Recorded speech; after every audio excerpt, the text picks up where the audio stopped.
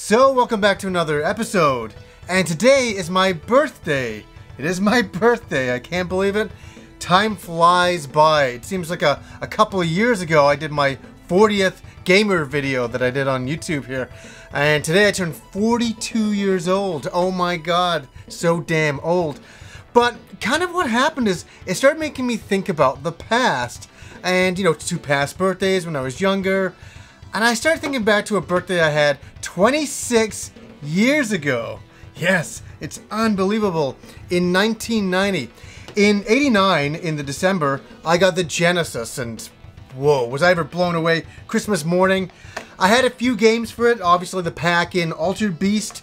Andrew, my friend Andrew, brought over Space Harrier 2, which we loved.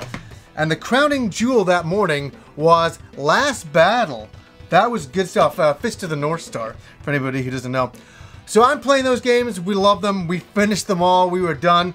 We were hungry for more video games. And my birthday always falls in January, just after December. And it's always like, okay, I'm getting kind of excited because it's my birthday. I'm like, oh, more Genesis games. Like, I gotta get some Genesis games. But back then, for Canada, we were behind the United States, so we wouldn't get games for months afterwards. It was really a weird thing, but my parents were nice enough to drive me across the border down to Fred Meyer, the Fred Meyer store. And I remember walking in there with my parents, and going to the States was a big deal back then, it really was. And I remember I walked in and there was just an entire section of Genesis games. I'm like, oh my god. And the first one I had to get, I got two games. The first one I got was Alex Kidd in Enchanted Castle. And I was a fan of Alex Kidd on the Master System, so an enhanced Genesis version of the game, I'm like, oh my god, I can't wait to play a sequel to Alex Kidd. I was really excited about that, and I played it and it was really good. So that was one of the games I picked up. Now, little did I know that the next game that I would pick up would become one of my all-time favorite Genesis games, and I've been thinking about it recently. I put a lot of thought into it. There's a lot of great games on the Genesis, there really is, but for me, personally, this game is second to none. It's 26 years later, it's not nostalgia, the game is good. The game is really good, and that is Revenge of Shinobi. Now, I played the arcade game Shinobi, and they knew that it was a big hit in America. People were going ninja crazy.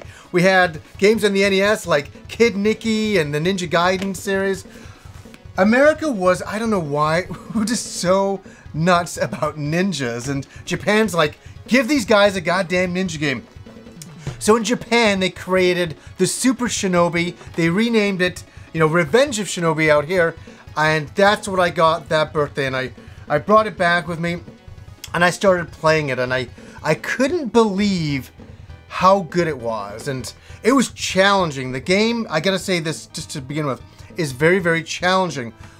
But I think the reason why it's one of my favorite Genesis games is the balance of it all. Once you understand the double jumping, it's very important you get the double jumping and shurikens. Once you figure out how to do that, you can really get good in the later levels, but you need to figure out that double jump. I just think that the level design is masterfully done. Absolutely masterfully done. I think there's just the right amount of challenge. You know, I mean, I've been doing Mario Maker levels, and it's really a hard balance to create a game that's too easy and a game that's too hard. And this game falls perfectly in the middle. Its difficulty's just right, so the more you play it, the better at it you get, the easier it becomes. It's an incredible game that way. It took me nearly about a month to beat when I first got the game, and I tell you, I finished the game dozens upon dozens of times, and just before I sat down here to talk about this game, I finished the game again to capture all the footage, and it was still challenging. I was a little bit rusty, but I got back with the program. It's so funny with some video games, you play them and even 26 years later, you can still get your way through the game really, really well because you've got it memorized. You played those levels so many times. And yeah, I gotta say, Revenge of Shinobi is perfection for me. Now, another thing I have to talk about is the music. The music in this game by Yuzo Koshiro, one of the games that made him famous. It really was. He did this, and then he did Streets of Rage, And everybody in the universe knew Yuzo Koshiro after that. And even the director of the game said when he first heard the music for like the China stage, he couldn't believe it. He had shivers.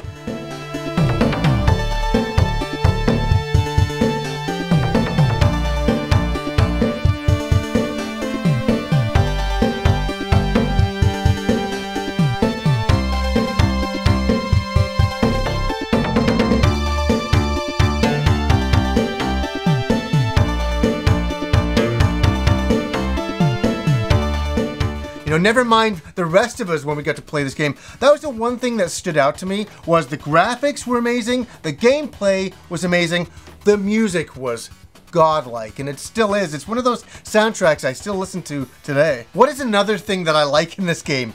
It's the cameos. There's so many cool cameos that take the game to a different level.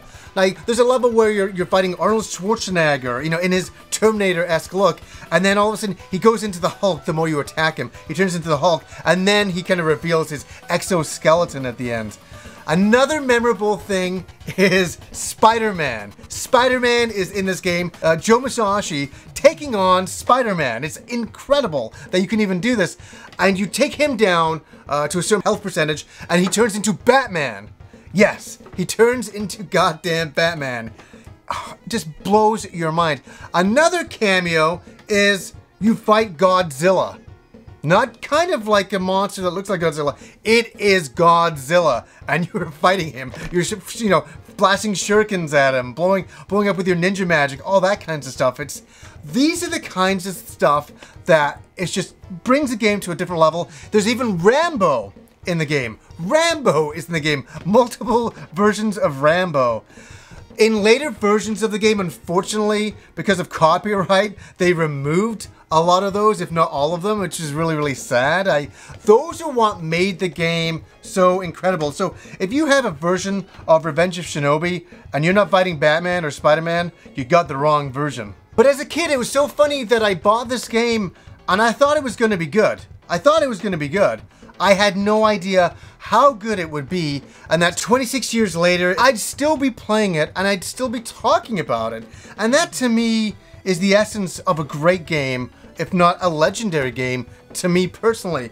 And Revenge of Shinobi, as I say, there's so many great Genesis games, but this is the one game that stands out for me as being one of my favorites on the Sega, on the Sega Genesis. It's just godlike. It really is a godlike game. If you've never tried it, please give it a shot. I can't recommend it enough. It's fun. And that's the big thing. You can have challenge, you can have good music, you can have all this kinds of stuff. But in the end of the day, it has to be fun. And this game, 100% is fun. It is perfection in a game for me. I can't say it enough. So anyways, guys, until next time.